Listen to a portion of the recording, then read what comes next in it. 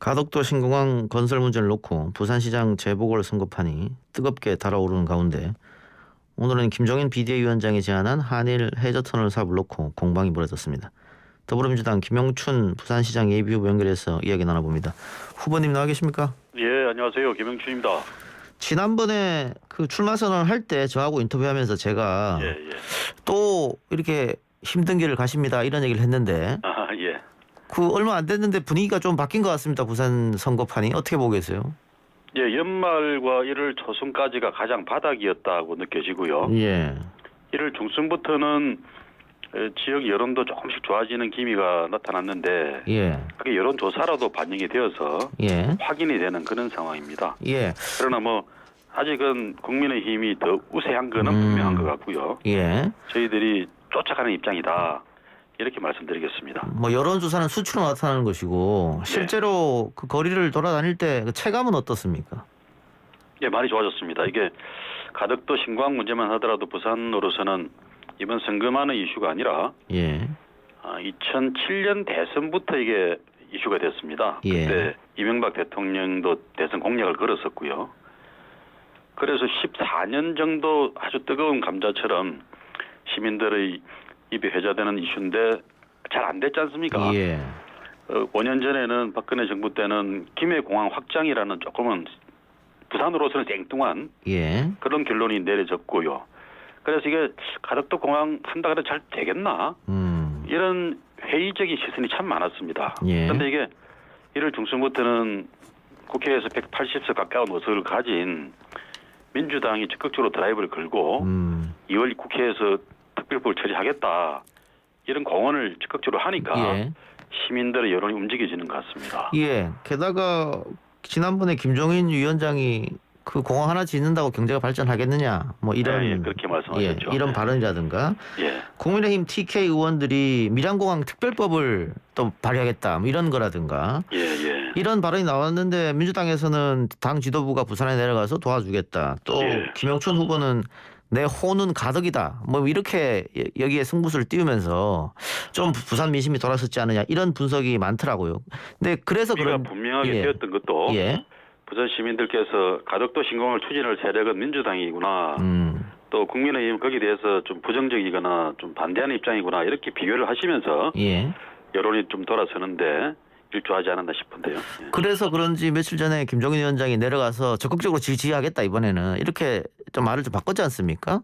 그러게 이제 며칠 만에 갑자기 뭐 그게 경제에 별 도움이 되나고 했다가 예. 이번에는 도움이 많이 될 거다 해줄게 이렇게 말을 바꾸는 게 진정성이 의심되는 거죠. 예. 그럼 실질적으로 그 후보님 생각도 그렇고 부산 민심도 가덕도는 꼭 있어야 된다. 가덕도가 있으면 어떤 점이 좋아진다. 뭐 이런 청사진이 있어야 될 거 아닙니까? 국민의힘 어떤 의원님은 고추 말리는 공항을 또 뭘 그렇게 크게 짓냐고 그러셨는데 예. 부산 김해공항 현재의 공항만 하더라도 김포공항보다 흑자를 더 많이 내는 공항입니다. 예. 그런데 포화 상태죠. 예예. 거기다가 김해공항이 과거에 2002년도에 129명이 사망하는 민항기 추락 사고가 있어서 안전하지 않다는 인식이 보편화되어 있습니다. 예.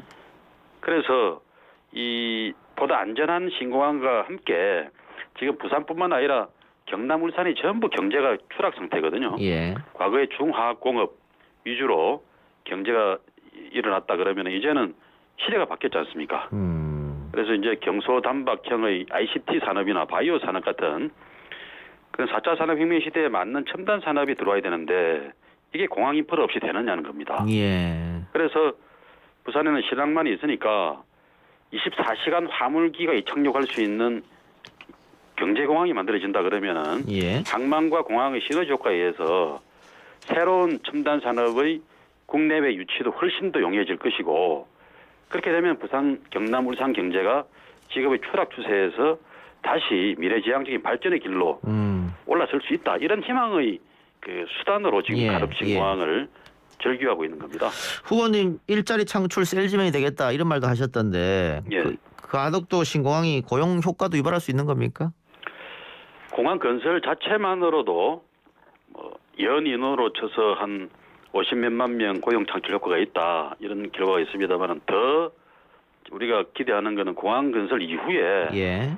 그런 공항 인프라로 인해서 해외의 기업들 또 국내 서울이나 유수의 대기업들이 부산과 경남, 울산에 투자를 새로운 업종으로 투자를 좀 많이 해주실 거다. 예. 그래서 일자리도 늘어나고 젊은이들이 선호하는 좋은 일자리를 찾아서 외주로 떠나가는 그런 부산에서 이제 다시 돌아오거나 외지의 청년들도 찾아오는 그런 부산으로 만들 수 있다. 이런 희망의 비전을 갖고 있는 거죠. 알겠습니다. 어쨌든 그 국민의힘에서는 부산 민심이 약간 출렁인다 이렇게 느꼈다는지 가덕도 신공항 플러스 한일 해저터널 건설하겠다 이렇게 얘기했는데 이 1+1처럼 이야기를 하셨는데요. 예. 이게 한일 해저터널이라는 게 사실 이번에 새롭게 대두되는 이슈가 아니고 예.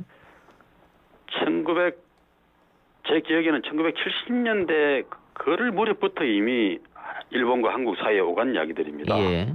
특히 일본 사람들이 많이 희망하는 사업이죠. 예. 근데 이제 그분들 영리하니까 자기들이 앞장을 안 서고 한국 사람들 좀 앞장을 세웁니다. 그런데 결국 그 전부터 계속 이야기했던 것도 그렇고 이번에 이현주 후보가 말한 것도 보니까 일본이 자본금이 90%, 한국의 10% 정도를 대서 약 100조 원짜리 사업을 하자는 건데 왜 일본이 90% 자본을 대겠습니까? 예. 그것만 봐도 일본한테 훨씬 이익이 되고 한국은 부분적인 이익밖에 없는 건데요. 예. 특히 부산의 입장에서는 한일 해저 터널이 완성이 되어서 일본에서 육로로 차들이 바로 한반도를 거쳐서 대륙으로 갈 수 있다 그러면은 부산은 패싱 도시가 되지 않겠습니까? 거쳐가는 도시밖에 되지 않는다. 예, 그렇죠. 예. 특히 부산이 환적 항구로서도 세계 2위의 항만인데 일본으로 건너가는 그런 물량들도 많거든요. 예. 그런 항만으로서의 입지 기능을 결정적으로 타격을 주는 예. 해저 터널이 될 수 있습니다. 예. 그래서 부산을 위해서 이렇게 선물처럼 말씀하셨는데 사실 부산 경제나 부산의 입지적인 어떤 특성 이런 걸 좀 잘 모르시고 하신 좀 조금 뜬금포 같은 공약이다. 예. 이렇게 말씀드리겠습니다. 예. 그 일본이 우리보다 더 원했던 거는 또 뭐 사실이고요. 일본은 해저 터널이 완성이 되면 이제 섬나라가 아니라 예. 대륙국가 일부가 되는 겁니다. 예. 그러니까요. 엄청나게 희망하는 일이죠. 예. 그래서 민주당에서 이걸 하면 일본의 이익에 대변되고 우리 이익에는 대변되는 게 없다 이렇게 얘기하니까 국민의힘 또 보수 언론에서는 예. 김대중 노무현 전 대통령도 이거 하자고 얘기했은 적이 있다 이렇게 얘기했단 말이죠.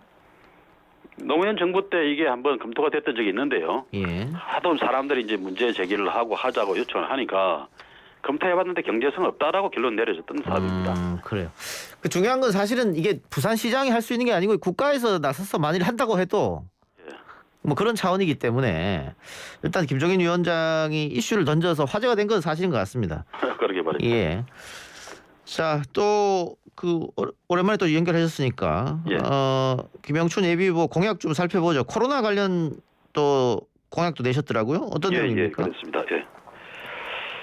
뭐 코로나 방역은 전국 공통의 문제입니다만은 부산 같은 경우를 보면은 지방이기 때문에 겪는 코로나 양극화 어허. 현상의 피해가 더 심한 것 같아요. 예. 특히 경제적인 타격 면에서 그렇습니다. 예.